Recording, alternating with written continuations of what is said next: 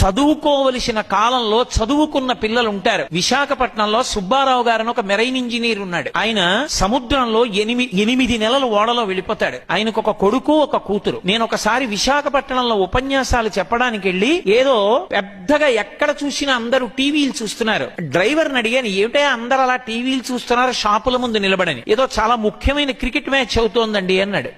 నేను వాళ్ళ ఇంట్లో బస చేశాను. నేను ఆ ఇంటికి వచ్చి ఆ అబ్బాయిని పిలిచాను.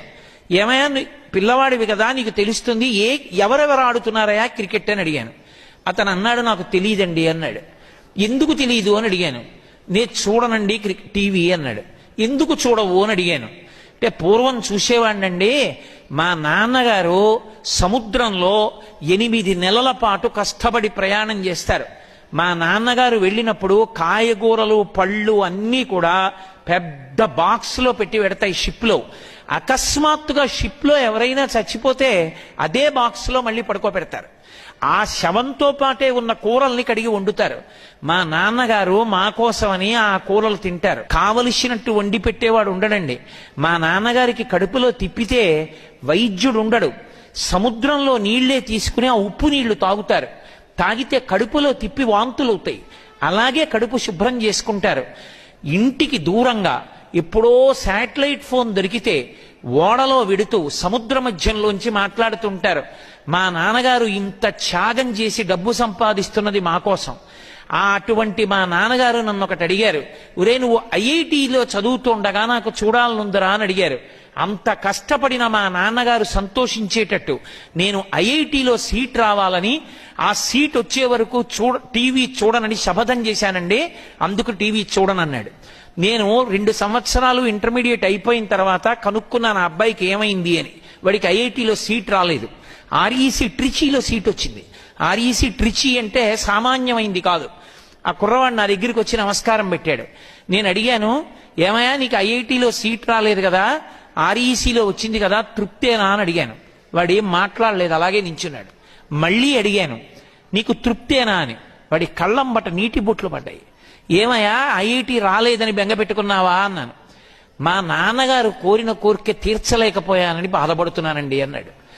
గురువుగారు ఈ సంవత్సరం ఆర్ఈసీలో చదువుకుంటూ మళ్ళీ కష్టపడి ఐఐటీలో సీట్ తెచ్చుకుంటానండి అన్నాడు.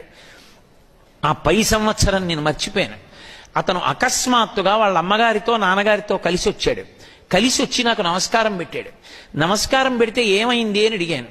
నాకు ఐఐటిలో సీట్ వచ్చింది గురువుగారు, ఐఐటి అహ్మదాబాద్లో నేను ఇప్పుడు చదువుకోవడానికి వెళ్ళిపోతున్నానండి అన్నాడు. ఇవాళ ఆ అబ్బాయిని విదేశాలు స్టడీ టీంలోకి పిలిచాయి. విదేశాల్లో అతను స్టడీ టీమ్స్లో వెడుతున్నాడు.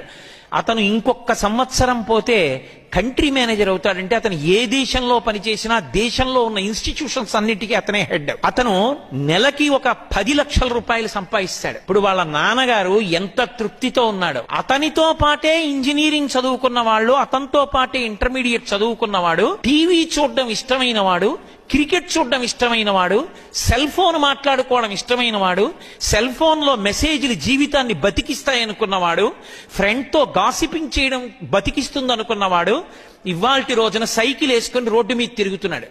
ఎక్కడో ఒక చీప్ ఇంజనీరింగ్ కాలేజీలో చదువుకుంటూ. సమయాన్ని సద్వినియోగం చేసుకున్న పిల్లవాడు ఐఐటిలో చదువుకుని ఒక కంట్రీ మేనేజర్ కాబోతున్నాడు. నేను మీతో ఎందుకు అత్యంత ప్రేమతో ఈ విషయం చెప్తున్నానంటే, హితశత్రువుని గుర్తించాలి. అప్పటికి సంతోషాన్ని ఇస్తుంది, కానీ అది ఎంత ప్రమాదాన్ని తెస్తుందో జ్ఞాపకం ఉంచుకొని దానికి దూరంగా మనంత మనం నియంత్రించుకోకపోతే జీవితంలో వృద్ధిలోకి రావడం సాధ్యం కాదు. అందుకే కాలాన్ని సద్వినియోగం చేసుకోండి. కమిట్మెంట్తో మీకు మీరుగా వృద్ధిలోకి రావడం నేర్చుకోండి. మీ చదువుతో పాటుగా సంస్కారము అన్న మాటకి పెద్దపీట వేసి ప్రాధాన్యత ఇవ్వండి.